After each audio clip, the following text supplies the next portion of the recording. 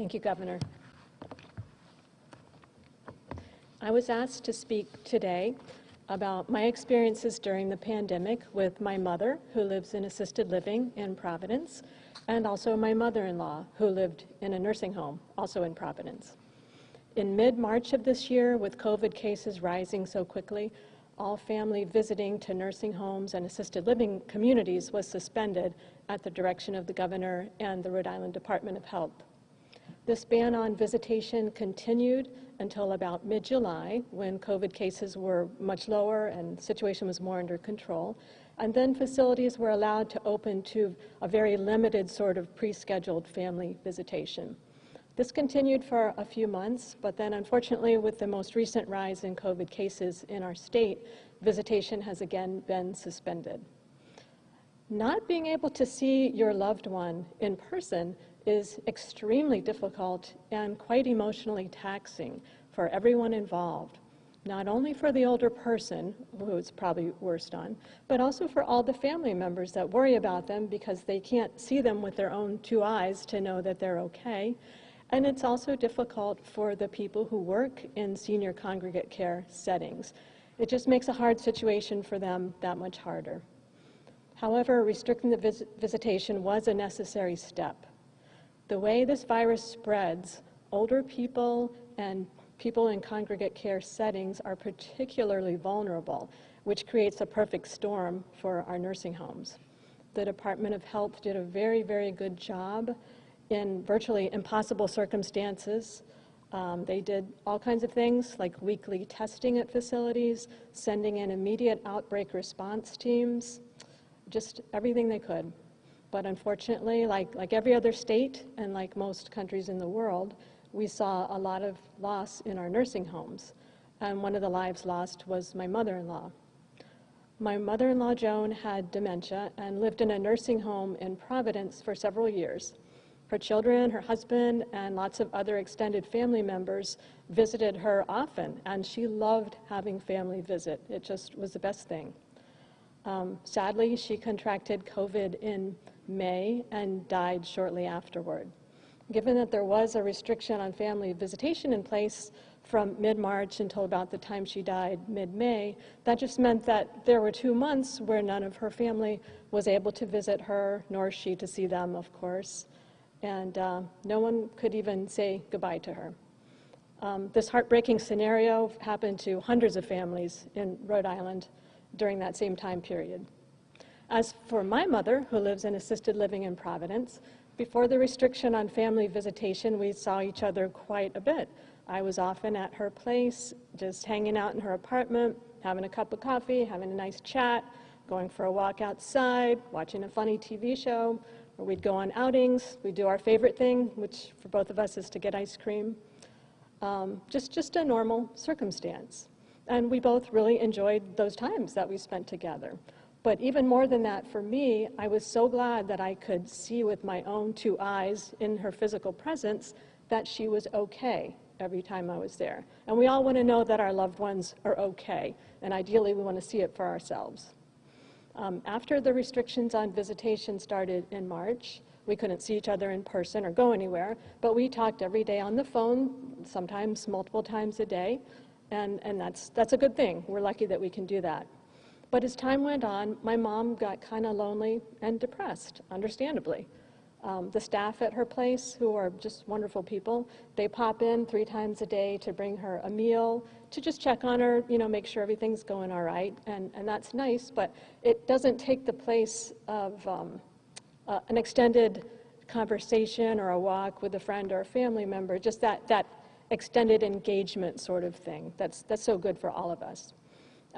I think we all know that for anyone, loneliness and depression can lead to confusion and cognitive decline, but for people in their 80s, 90s, or above, that's even a much riskier proposition.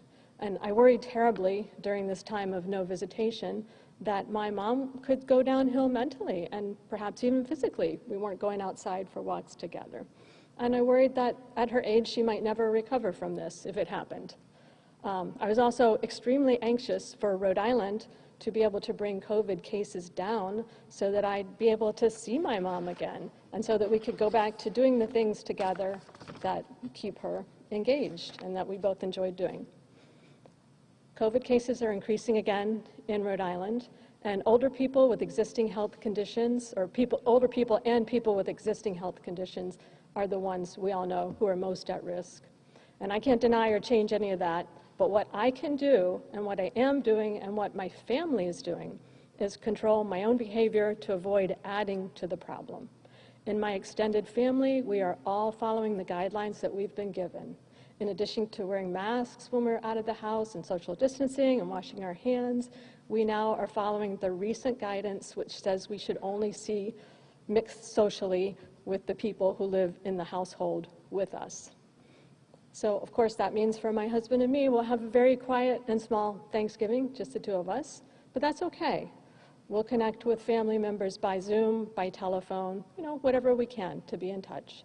And we are looking forward to better days ahead when the virus is controlled and we can all gather freely again. And better days are coming.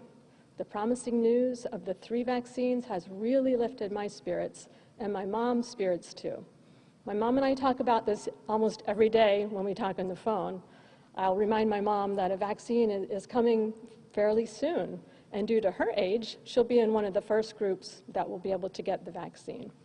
And as my mom says, hey, sometimes it pays to be old. I personally have come to understand during the pandemic that what each one of us does can have a huge impact on those around us. It's very tempting to think or to say, I'm healthy, I'm not going to get COVID, I'm not worried about it, I just want to do what I want to do, I'm just going to see who I want to see. But the more people who do that, the more someone's going to get COVID, and someone else is going to get it, and someone else is going to get it, and the last person down the line might be that older or health-compromised person that's going to get it and get sick. Then people will die. My mother, at age 89, values her life greatly, and she still has things that she wants to do in her life. She does not want to get COVID, she does not want to get sick, and she does not want to die before her time. And I'll bet you the other 10,000 or so people who also live in senior congregate care in Rhode Island also do not want to get COVID, do not want to get sick, and do not want to die before their time. And their families definitely do not want to see this happen to them. On a side note, but a very important one, I think so much about all the great people who work at my mom's assisted living community, which happens to be Wingate Residences on Blackstone Boulevard.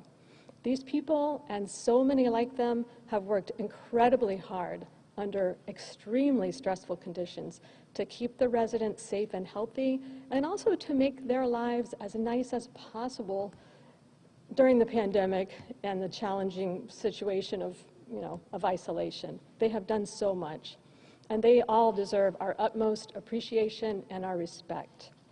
And I feel that we can respect these dedicated workers in part by doing everything we can to stop the spread of COVID in our state so that they do not get sick and so their families don't get sick. In closing, I'd just like to say that lots of times when we're talking on the phone, my mom will say to me, "When do you think this pandemic is going to end?" And I'll say, "I don't know, Mom, but I do see light at the end of the tunnel. It is going to end, and there are lots of things to be hopeful about, such as vaccines."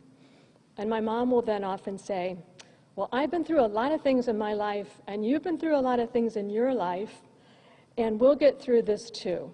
We're tough, and we'll get through this." And I'd like everybody to think about this.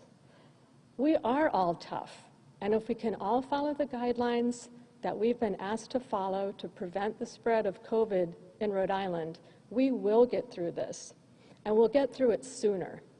And we'll be able also to protect some of our most vulnerable citizens and restore their quality of life sooner rather than later. Thank you.